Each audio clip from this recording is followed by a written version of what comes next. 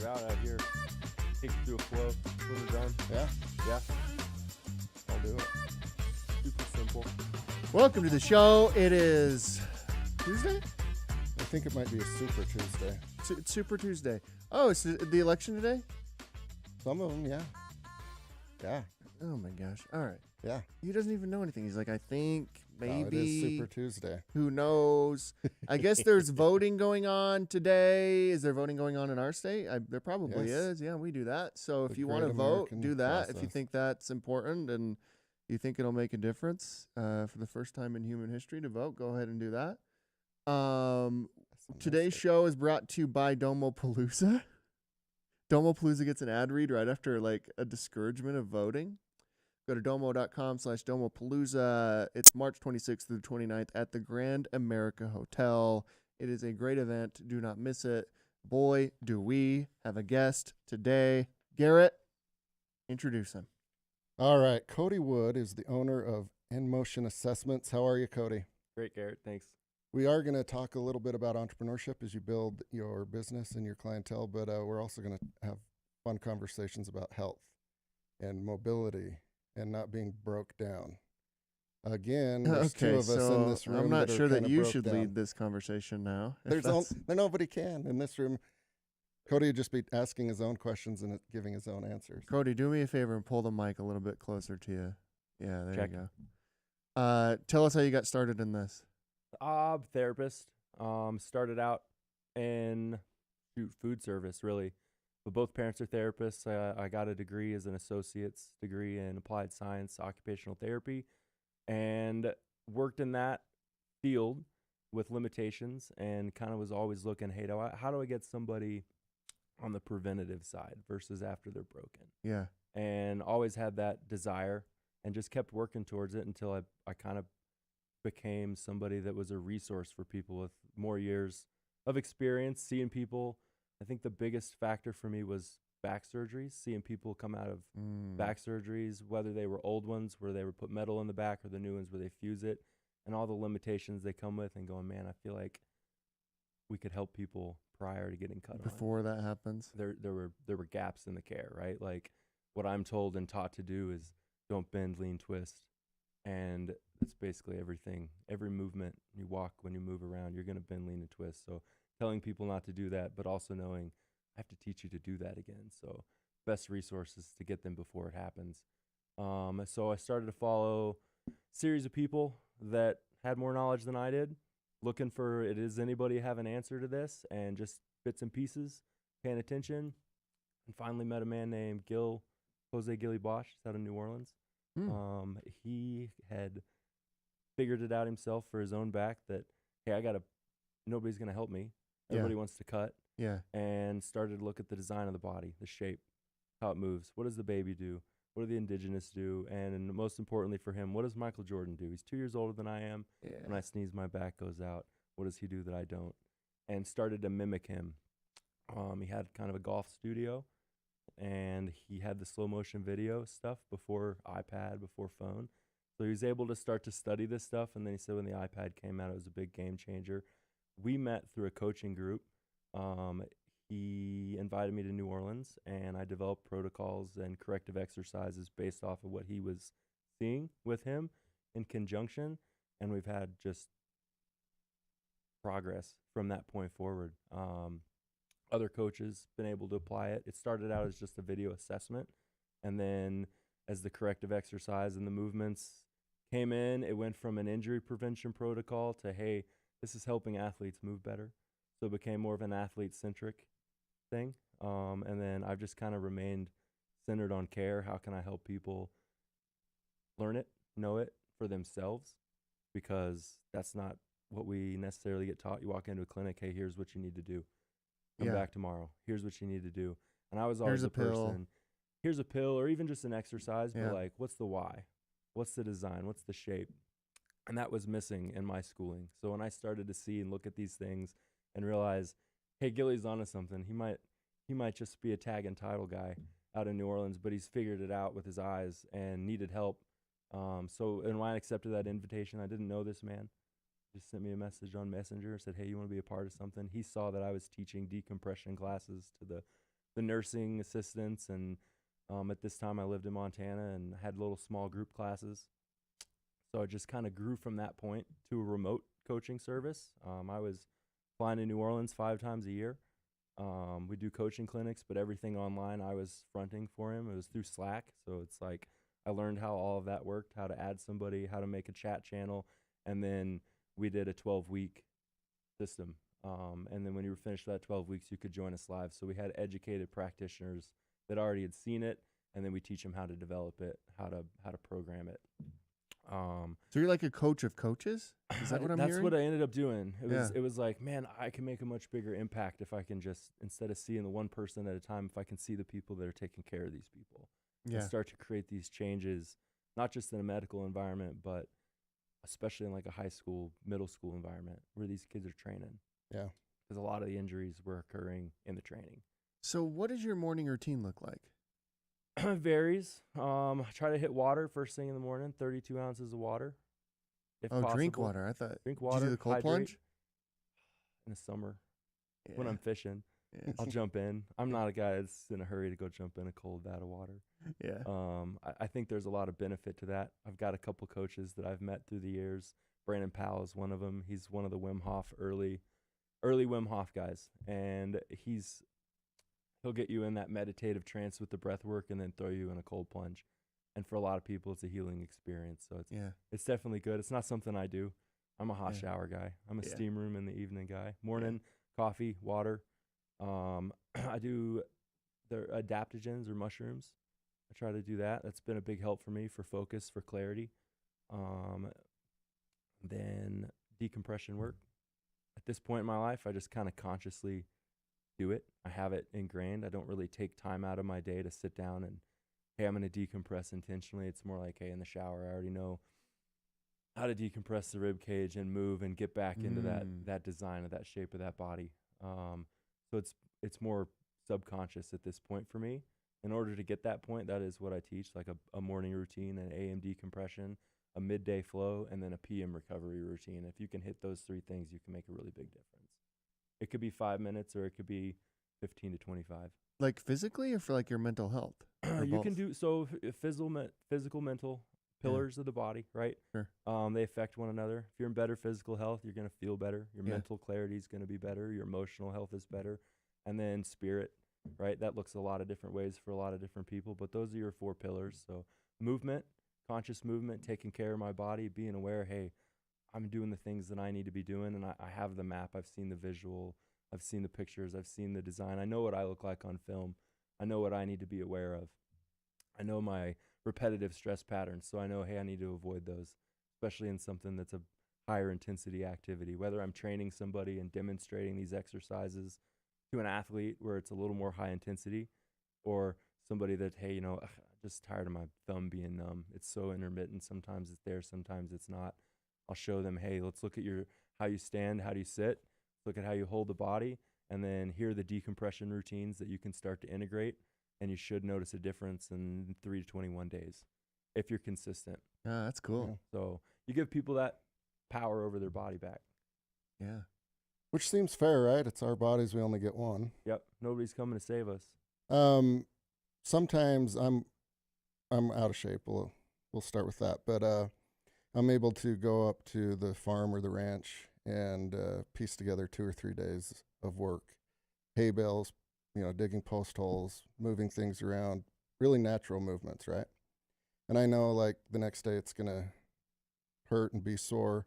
But if I'm able to cobble together like 4 or 5 days, I start to notice getting in a little bit better shape, right? Natural movements, nothing like that you'd do in a gym. Is there a science to getting back to the basics versus just like pumping iron? Touchy subject, right? A lot of coaches are primarily iron based. That's where I've really changed my approach rather than going, hey, part of the problem, to, hey, I can help wash those inputs, those negative problems, those compressions from those forces that are going to make you stronger, right? No doubt about it. If you go hit the weight room, you're going to get stronger. Yeah. But you're also going to wear out some of the joints along the way. So 5 days, right? Like you need to be recovering day 1, day 2, so you're not completely shot on Yeah. day 5. And same way I would approach somebody in a CrossFit environment. A lot of lifting and a lot of running. Those are 2 separate behaviors. One of them's going backwards, throwing weight up, catching it. The other is running, moving weight forward. Everything that I'm teaching is based off how the baby crawls forward, how the indigenous ran, and then those explosive movements, the behaviors, looking at the body, the shapes, and those positions. Something like a post hole, right? A little more of a man-made design. Yeah. Using a tool that we've made and created to create something that wasn't natural. Anytime you're doing something like that, you got to think, hey, is the body instinctively supposed to be doing this? Or should we be, what were you digging post holes for? Put up fences. Put up a fence. What's the purpose of the fence? To corral and herd animals. Okay. So farming. Yep. Which has drastically changed, right, from the beginning of time until now. Yeah. So modernizing those activities are going to come with an input to the body. You're not going to just cut the fence and say, we'll do it the old way.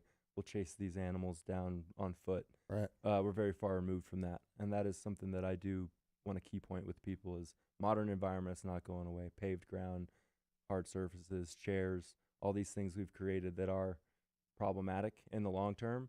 You're just going to have to learn to, hey, avoid them when you can, wash them away when you think about it, and have a program for recovery if you're doing anything that would be against the design. Yeah. How That bad makes are sense. chairs for us? I think they're probably the biggest issue. It's one of the first things I go after. You look at the way the body's supposed to sit and rest on the floor. If you've got kids or you see other cultures, they rest on the ground, tops of the feet, kneecaps, butt between the heels. The spine floats. As soon as I sit in a chair, no matter what kind of chair, compressing the base of my spine. So I'm creating compression in the lumbar area. And then I'm going to take that. You ever sat on the toilet too long? Your feet go to sleep? Every day. Every day. Dude. So that's the same approach. You're going to atrophy. The nervous system's going to download that, and you get up. And what do? You kind of walk funny. Yeah. Some people never get out of that shape, and they walk that way for 20 years, and like, my knee hurts, my hips hurt, my back hurts, and it really comes down to me. It's like, well, it's 40 years of the chair. You get sat in it as a baby now, like quickly, right? All the little jumpers, all the little chairs. Yeah. A newborn, I try to keep that kid out of the chair as much as possible. Oh, wow. We got chairs, we got gifts, and it's like, I'm just gonna keep those in the box as long as I can. Do you have chairs at your house? We have a low couch that's about that high off the ground. We sit, and then we've got little stools around the dining chair. And then Mama Bear's got a rocking chair. That's really the only chair. That's cool. Mm. How long Yeah. did it take to grow this beard? This is Dude, I don't know. this This is is a tame impressive, version, man. Clint. Really? I went and got it cut. For this? Yeah. Hell yeah, dude. That's so cool. You shouldn't have done that, though. Why would you leave Montana? Man. Why would you ever leave the most beautiful state in this? There's days I wake country? up and go, what am I doing? Why did I do that? But yeah. It's What part of Montana were you in? The Bozeman. So it grew So quickly. the most beautiful. The most beautiful place, right? So I packed all my things in a car 2015 and drove across the country with a therapy job, travel therapist. I got to Billings, Montana. My car steering went out day 1. My brake on my bicycle snapped in the cold in March. It would have been like March 3rd, so we just hit the Yeah. mark, snapped, and then day 3 I'm on a skateboard for the first 3 days in the snow. That's how I got to and from work. I then got moved to Bozeman, which is what I wanted. I was there for 5 years. I started in motion assessments there while I was a therapist trying to do private work. And then 2019, right, when the world changed, I was already doing remote Yeah. work. I just kept plugging away. And then I started to train more coaches, coach more coaches. I kind of watered down my space in a way, or I wasn't the only resource. Things got slower, and I started to go, hey, how do I serve an organization again, which is why I wanted to do in the first place. And those organizations primarily are not in Bozeman, Yeah. right? It's still a small community with a traveling group of people that come and go. Yeah. They come Um, in the summer and leave in the winter, most likely. They just never left, honestly. It's like Yeah. you've got the skiers in the winter. And Oh, you got the and Big Sky anglers. Resort. Yeah. Yep. It's a hub, right? Yeah. Yellowstone is a madhouse. Yellowstone's way close to there. Did you fish Yellowstone? Or what I would you did. fish primarily? Which river? So from east to west, you're gonna go Yellowstone, Gallatin, Madison. And those are your Gallatin. big 3. I've never in that done area. Madison, but I've done Gallatin and Yellowstone. Let's just then it's beautiful. I can stand on The that river greatest- all day for the rest of my life. the greatest and thing in the I have world. buddies up there like, hey, we're going Blackfoot. We Yeah. go stay around here. Like, are you gonna find a new hole, Cody? I did. I found like 2 or 3 fishing holes. Like, I'm gonna go there. I'm gonna catch fish. I know where he's at. That's what it's about. Yeah. And I got really systematic with that, and I think that might be a trait of mine. But I moved to Arizona actually into the heat in the summer to do a manufacturing company with 40 employees, Timney Triggers, take care of their workforce. And then Oh, cool. So you were like the on-site coach, Yeah. kind of? Oh, So that's there was cool. an on-site wellness provider. One of the coaches that came through my program was already there. He served the CEO, and they wanted to repeat what we were doing from a standpoint of everybody. And Billy asked me to come down and create that. I had the materials for it. I've got the training for it as an occupational therapist. So I created the protocols, and then I did the training with Billy. I was there for 3 months.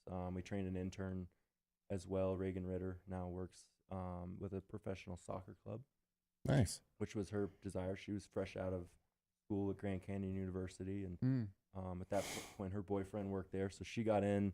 Basically, we taught her to do the classes and be there for the recovery periods, right? Those employees were paid to come in and work out, per se, but Mhm. not everybody approaches it as a workout, right? Like, you find the guy that doesn't really value the gym, you're not going to win that fight. Yeah. You're just going to go, what can I do for 5 minutes a day to get him less likely to get hurt? So for that, we got a dark room. We're going to lay on your back. I just want you to elevate your feet, take your phone in there, lay on your back, and hang out for 5 to 10 minutes. That Ah, is better than sounds sitting in wonderful. the chair for another 10 minutes for him. Yeah. And he became more apt to do a little more. Hey, you know what? I'll move around a little bit. For him, it was always private. For other people, it's better for groups. So we had different times in the day that they can come in and do this. We designed a recovery area for them, and then I also did some ergonomics consulting, desk heights, chairs, what's a problem, what's fixable, what do we need to, hey, these people are going to need different kinds of breaks. Assembly and test is lots of repetitive hand in a funny position, kind of Yeah. like a prawn. And then your ship and pack is pivot, stand, pivot, stand, pivot. And then your machinist, stand, pivot. So back injuries in that area versus neck and shoulders in the assembly. So went in, profiled everybody, basically. Hey, here's what you do as work. I didn't touch that, hey, your chair is terrible for you, but we did do a game called Do You Like Your Chair? And then we put out a bunch of different chairs. Kneeling chairs is a big piece of the puzzle. I got to get you where your kneecaps touch your chairs Really? instead of your butt. And then the spine can float. But you're not going to spend all day in that chair. You're going to get tired. Your knees aren't going to take it. Your hips aren't going to take it. So 5-10 minutes, once again, just recovery breaks. Get somebody to change that environment. Standing desks with different platforms. I use boards, 11-degree angle boards. You can make them in your garage, or you can buy them from us. I've got a guy here that's retired, works at Ace Hardware 3 days a week. Heck yeah. Skis. You got an I Ace helped Hardware him. hookup? I got an Ace Hardware hookup. He has the This is coolest place. shop. He's got a woodworking shop with like computer machines that'll just cut everything. So like if we get a big order, I can do it, and that's what's exciting now. That's cool. It's not just manual labor anymore. Oh, I got to make 40 of these. It's like, well, it's do, and it all cuts it out. Yeah. And Well, you're just talking to put an it audience together. that most likely sits down a lot, 100%. right? And is on their computer all the time. Like, I have the worst posture. Like, you'll never meet anybody with worse posture than me. And I guarantee it's just years of, like, hunched over, super sad. Like, it's 44-ounce Diet Coke right here. I'm just like, ugh. Are you still on the Diet Coke? Like, ugh, why is life so rough? Super sad. Just, like, plowing through emails. I'm not even coding. I'm just sending emails. I'm like, how are you? I can attest to this. This is very So accurate. that's been my life for like, but yeah, I still sit down. I have a standing desk, but then I got tired of standing, so I got a bigger chair, like the taller chair. There's some cool chairs. Don't get me wrong. That like you're not going to just get rid of the chairs. Yeah. Long standing is going to create its own amount of problems because the upper body position, like the ergonomics field, when I look into it, is just so standard. Like the PT world, it's like, no, this is what's accepted. This is what you do. 90, 90, 90. And it's like, well, the problems are still here. That's clearly not working. So that's where the recovery, like the active decompression work. I'm teaching you this is what you really need to do about it. Yeah. You get back on the ground. You rock your butt back and forth 20 times. You stand up, take a big stretch like a dog would. Oh, tighten the muscles. That's And then let them relax. It induces a relaxation response. And they're like, all right, kind of got some progress here and this kink in my neck. I'm going to do 5 more. So you get people on the journey, and then pretty soon it went from a blessing to a curse. It's like, I can't stop doing this because I noticed the pains in my body coming back. That's cool. That's super cool. Yeah, sometimes I'll just sit down and I'll be like, it would take my house being on fire for me to get up. Yeah. Like, there is no way I'm getting up. Nobody could tell me to get up right now for any reason. You're comfortable. Yeah. Have you heard of the comfort crisis? I just read that book. Really? When I read that book, I was like, dude, I've got a friend.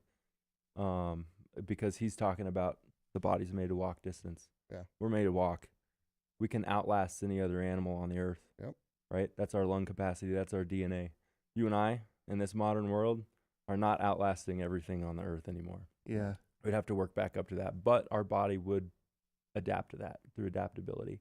I do think walking is really cool. I recently started walking with a weighted vest. Awesome. Yeah, that's pretty cool. Weighted vest, tump line. You know what tump line is? What Ever is heard of that? So backpacks, neck strap, like a forehead strap that connects to the bag. Whoa. You look at old mountaineers. Look at, like, Yvon Chardonnay, the Patagonia guy. If you look at some of the old, they used to sell one. I've emailed them saying, hey, like, can you make this again? And it's like, it's just a strap. I'm like, but I could sell them Yeah. because it's ergonomic for the body. The head controls the weight versus weight vest, backpacks. You put too much weight on it and you're compressing this shoulder that really only connects right here. Yeah. If there's the only spot, bones connect. Everything else floats. So when you put pressure on that, you got nerves under it, you got muscle, all those things compensate for that. So weight vest, great idea. I love to front load exercise, but if you're just gonna walk around, weight vest. You're getting some input, positive input, and it's not a lift from the ground. It's not gonna compress terribly. What weight? Am I putting in? Yeah. I think there's almost 9 pounds in the front and 9 pounds in the back. So It's 20 pounds. yeah, we're about 20 pounds Nothing. It's heavier. perfect. Yeah, it really is. 45 pounds is what Michael Easter talks about for rucking. Yep. That dude's a stud. Yeah, that's what right? it's called, is rucking. The rucking. Oh wait, so I'm like 20, almost 30 pounds lighter than this guy who's doing it. What are your goals? Just like try not to die today. 18 pounds is great for you, Clint. You're gonna make it. You're gonna make it. Yeah, the rucking was a big part of that, right? Because it's natural and it's Yep. what we had to do for Yep. millions of years. Carry stuff Carry for Carry. distance for distance, and To that and was from. the big differentiator. versus lift repetitively, right? If you put an athlete through a program where you just walk them up the mountains here with a weight vest, and then you take another athlete, traditional, what's accepted, you're gonna get more out of that athlete Hmm. by working them uphill. And it's not even running; it's just walking. Just movement, just Yeah. good foot awareness, chest awareness, head awareness, synchronizing things in the body, making sure, hey, like I said, this is where I film and then review film. Yeah. This is who you are. I'm not making this up. Where's the research? It's the video. You rob a bank and it's I on would caught be on so film. embarrassed if you filmed me walking. I would look. That's so a thing. bad. So some people Oh, don't want it, right? I'm like, all right, cool. Do you just want to feel better? Like, that's good, but there's a lot of like. you eventually want to understand the why. Yeah, that's true. Get We rid of the definitely Diet don't Coke. film, and I wouldn't film you and put you on the big screen in front of all your peers, right? Yeah, That would not be a, Well, that'd Good be wonderful decision. if you did that. unless, actually. of course, Yeah, we'd paid love extra that. to. yeah. You need to so run somebody off.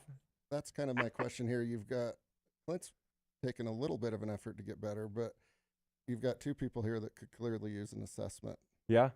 How does it work with new clients? You'll do the assessment, and is it a long-term thing? Is it a short-term thing? You teach them, you guide them, and then they're on cruise control. How do you do it? I very much want you off my caseload, right? That was something that I had a problem with as a therapist.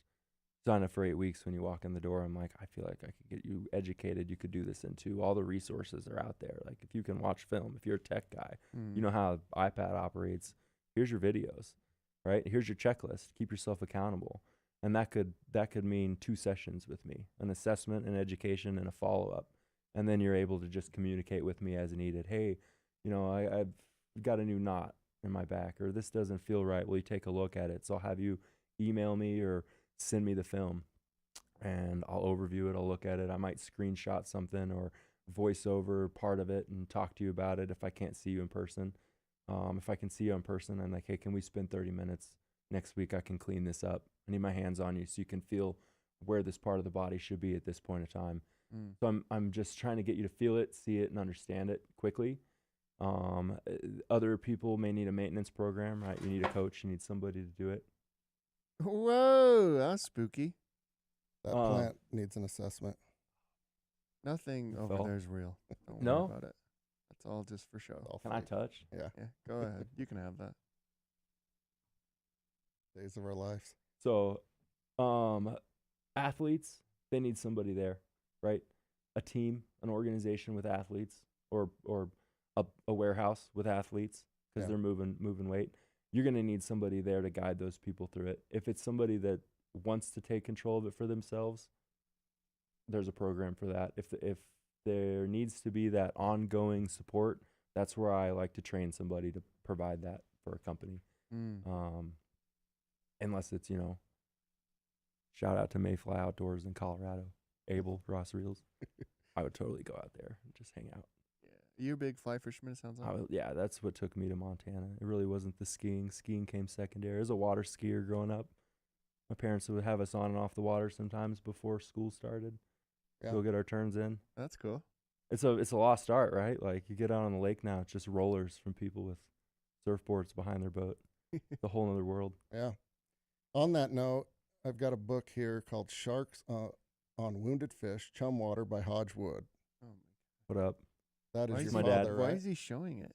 Oh, it's your dad? That's my dad. Yeah. Really? So that's his story of recovery. So he was in a car accident in his 20s, late 20s, broke his neck, cervical spinal cord injury, was told he'd never walk again, and walked out of that hospital. Wow. Don't tell him no, right? And I've got a philosophy as a trainer. I'll never tell you something's not possible, because that's not my role. I'm not going to tell you, well, that'll never happen, unless I think it'll motivate you. I might slip it in, but So I could still play shortstop for the New York Yankees. they're going to have to hit a really low spot. They're well on their way, though. All right, back to your dad's story because it's really cool. It's a story of recovery, and then he became a practitioner. He became an occupational therapist. Right when it's time to, all right, what are you gonna do for work? You'd make a great therapist. You're good with people. That's what he got told. Became an occupational therapist on the Voc rehab system. They paid 1 semester at a time because they said, hey, nobody's ever done this. You're not gonna be able to do this, so we're just gonna pay 1 semester at a time. But he did it. He graduated near the top of his class. Met my mom. That's in the book, right? Like how they met, and then was told he'd never have kids, and just me, and I got a brother. So it's like this repetition of it's the medical community telling people, no, you can't do that. That's not going to happen. There's something great about being told no, too. It's There very is. motivating. There is. For some. Other people, it can be like, oh, Yeah. man, I'm never going to do that. So I don't want to take people's dreams from them, but Yeah, well, you can tell Garrett that he's never going to be the shortstop for the New York Yankees. I know it's going to crush him, but you realistically, can say yeah. that. You can say that if you want. You're willing to put in I the don't work, even Garrett? think you could bend down to get a ground ball.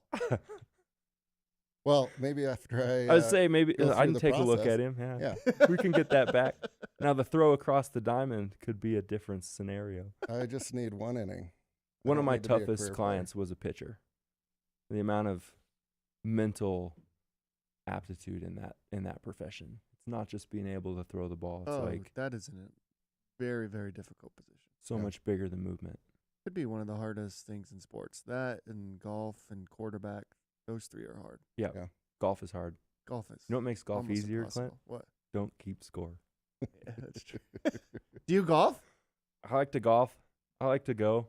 I fell into golf coaching coaches and getting golf questions and going, man, I used to laugh at this sport. I would ride the cart at first. And then I'll swing a club. Okay, I'm going to get on the simulator, but I'm not going to play the course. all right, now I see the benefit in walking this course. It's nice. Oh yeah, Last year I golfed more than I fished, and this year that's not gonna happen. Yeah. They're both I got to glorious. get back to the other. They're both great. Yeah, They are both great, but they're the actually same kind time. of similar. You know, like you're out in the nature, you're walking around. It's Hobble Creek's great because I just get in the creek yeah. and bring a rod. yeah. Wait, where are you? What brought you to Utah? So the manufacturer in Arizona, summertime, 110 degrees at night. Yeah. Not for me. Okay. Provo Airport flies to Tempe. Utah, outdoor, skiing, Yeah. fishing, and businesses, organizations, people I can serve and repeat that program. Everything I did down there was running smoothly. It's like I don't need to be there. And I came up here at the goal like I'm gonna get 5 contracts in the first year. I got none, but don't tell me no. There That's you cool. go. I'm gonna stay at it. I learned Silicon Slopes by Dale Majors. Follow him on cool. LinkedIn Grand if you know Trunk? Dale. Grand Trunk. Yeah. Yeah, He very had cool. he had tickets, and I always try to go to trade shows and see who's who. Yeah. And see booths. And I had a great time. You walked out on stage like, who's this Tom Hanks guy? Tom Hanks. You kind of have That's a a new yeah, one. yeah. Had your sweater You should vest. Take it. You see it? You ever heard that?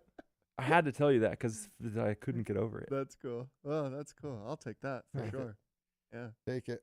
So, Clint alluded to this, right? Like a lot of the listeners will have, in their glory days, right, when they were young, they were fit, and fast forward 20 years, they're desk jockeys, and things Desk aren't working. jockey. That's a great term. as Things well. aren't working. There's kinks so, in the system. Yeah, like would an HR director or a person with a team be the one that reaches out to you and offers this as like a nice thing to have? Obviously, it'll help. Absolutely. Like a their employees. presentation Yeah. with 40 people. Who are your most at-risk people? I can tell you that. And then you can pay for 5 assessments and come in, just see those 5. Like that would be the light version. If you're a warehouse that knows that you have a problem and you've got high turnover, you're going to need somebody there. I can deliver it in QR sheets, right? Presentation. Mm-hmm. Here's your videos. If you got trouble, reach out to your HR. HR can say, hey, Cody, they're having trouble. They need some help. Can we bring you in for privates? 30 minutes, an hour, whatever they can attribute that time. All I ask is that employee is paid to attend. Yeah. That way there's an incentive. Because if there's not an incentive, they're not going to do it. If it's a private person that's reaching out, I will take care of them, but I want them to pay something because they have to show that incentive to do the work. In the past, when I've taken care of people, they don't pay, they don't do it. I'm like, that was a waste of everybody's time. Yeah. Wait, I can't get over you mentioning Hobble Creek. How do you know where Hobble Creek is? How do you know about Hobble Creek? Google Maps, He's an outdoorsman. and creeks, fishing, I golf. live on the mouth of Do you Hobble really? Creek Cool. Canyon. Yeah, I live in the mouth. So Spanish Oaks, because it's kind of my backyard. My home course. Played Really? on that all the time. Not my favorite walking course. Well, yeah, the front nine's not bad. Back nine, pretty hard to walk. I wouldn't recommend it. I lost a lot of balls, Yeah. and I don't get them back. Yeah. Hobble Creek, I lose a ball, I can go get in that creek and get 15 more. Yeah, that's Yeah. true. And when I lived in Bozeman, I golfed a ton at Bridger Creek, and very similar. Creek Really? right down the middle, both ways. So you can always just go get in the water. It's a bad round, guys. I'm going to skip this hole. Don't worry about me. I'll see you on the next one. I'm going to go, after you guys hit, I'm going to go pick up 15 balls, put them in my pocket. Or That's catch cool. a German Just- brown. Or catch a German brown. They're in there. They're absolutely in there. That is a Um, good day, right? Like I think that's what we're all kind of angling for is golfing and fishing. This the is the same day. time of the year you can golf, fish, and ski all on the same day if you really Yeah, dedicate yourself. that's true. to It's doing I do that. have to say, like, our audience probably hates the past 5 minutes of this conversation. They're like, what are these guys talking about? Tell us about our health. We're like, fishing's cool. German browns are cool. Get outside. Though. Get your feet. So what I do, That's actually true. All right. Get your shoes There- off when this you're is how we golfing. relate it. barefoot. Yeah. Get your feet back on earth. That's one of the best places to walk because it's not going to be covered in shards of glass, stickers. You know, some parks you don't know what you can't trust running around barefoot anymore in our modern day because Yeah. of what's happened. But a golf course, well taken care of, meticulous. The only hazard area I've found is the tee box. Those Mhm. tees will Tees. get you in the They'll foot. get ya. Other than that, barefoot walk. Yeah. It's the best part of it. And then carry your bag. get out of the cart, at least for Yeah. 9. Definitely Yeah. walk. Ride the back 9, walk the front 9, and you'll play better golf, I really think. Now, if you're walking 18, you're going to start to fatigue, and that's going to affect your swing. But Yeah. golf, the swing, the walk, the run, it's all a derivative of the same behavior, which is the development of the crawl. Yeah. And that is, you can send me your golf swing, you can send me your walk. I can show you some similarities. I'm not a golf coach. I'm not going to like get you on the tour, but I can get you out of pain in your swing. I can show you, hey, there's a repetitive stressor right there. I can work in conjunction of a coach that is open-minded to this, right? Like, I'm not trying to do everything. I don't want to teach the hands on the Yeah. club. That was the biggest thing for me that I learned. It's like, once I had the hands, like, I've got a chance. Yeah. This is great. I understood the rest of the body, but like the hands and the arms were unfamiliar. Oh yeah. But you can tie that right back into fly fishing, right? Like if you're in fast water or, you're coming off the bank, your feet are heavily involved. Like if you're in fast water and you're out of shape fly fishing, your feet are going to burn a little bit, right? Pain Free Outdoors, my website, was initially Athletic Anglers and then expanded it to everybody. Yeah. But it was the older man that couldn't go. Yeah. And that pulled on my heartstrings a little bit as a therapist. Occupation is anything you do that you desire and interest. So it's like, how can I get people back on the river? How can I keep them in the river? Yeah. Decompression work. I would offer guides and shops like, hey, I'll come in and teach you guys because you're going to have clients in your boat that are going to need this. And if you've got a client that's not able to make it next year, possibly because of pain and injury, let me get involved. Yeah. Right. And then it's mutually beneficial for everybody involved. And that grew into corporate side, right? Pain free out. Yeah. There you There go. it is. Boom. What up? That's a baseball player on a mat in Arizona at a hyperbaric clinic. So I'll bounce around. I just see people where they're at. I've never had my own clinic.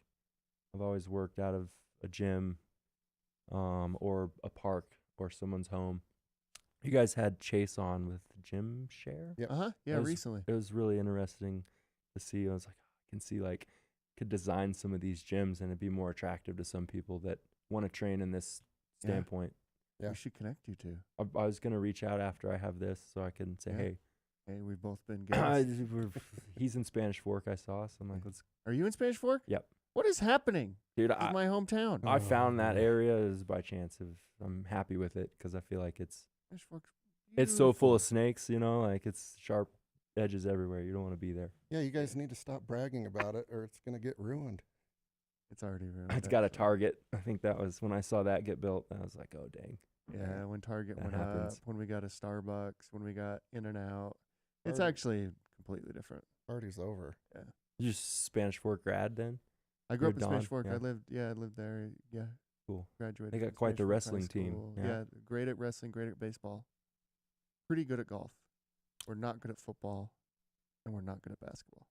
You had a big old boy at this least year. when I was. There's a big lineman. Oh, really? You I wouldn't know. commit to. Imagine if I was still following it. How are you still following? I right down the road. So Oh, so you go high watch? school sports. That's I go cool. watch and I look at the sideline and watch people stand. And I go, okay, I can help this team too. How do I get in? I see. I met with Nebo School District though, a couple cool. weeks ago. So that is going to come to fruition. I'm going to be able to speak to coaches and the athletic directors and show them what I do. Oh, Keep these wow. kids. That's the goal.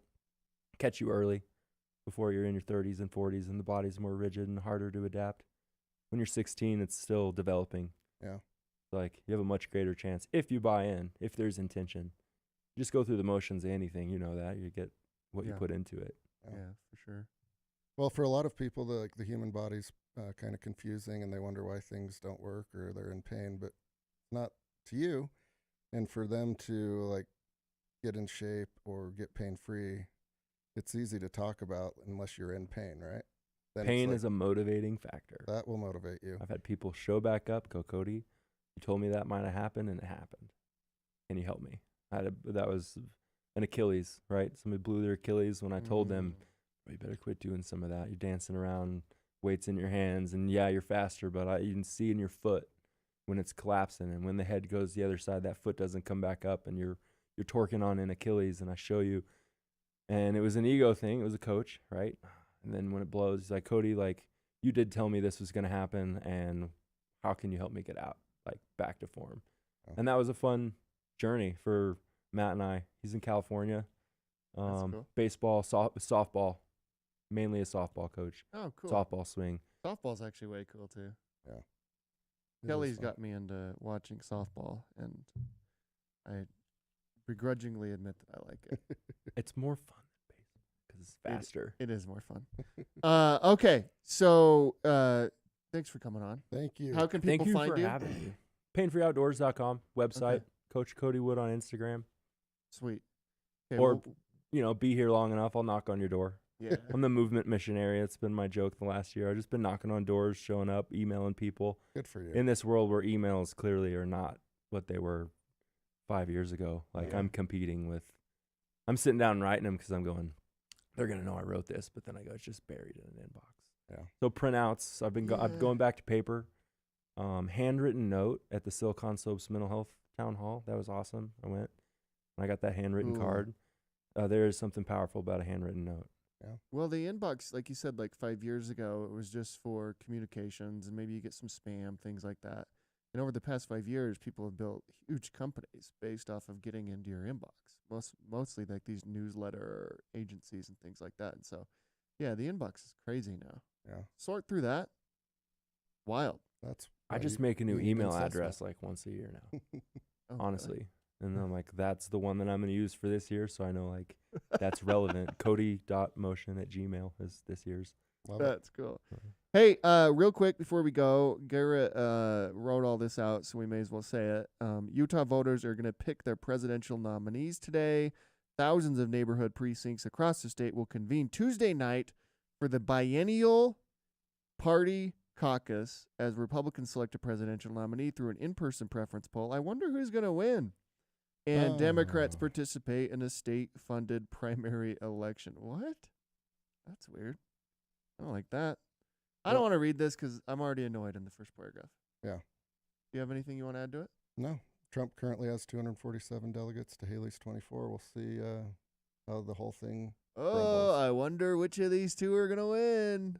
Pins and needles. We'll know tomorrow. We'll break the news. Everybody's going to be up until 1 or 2 a.m. waiting for the returns to come.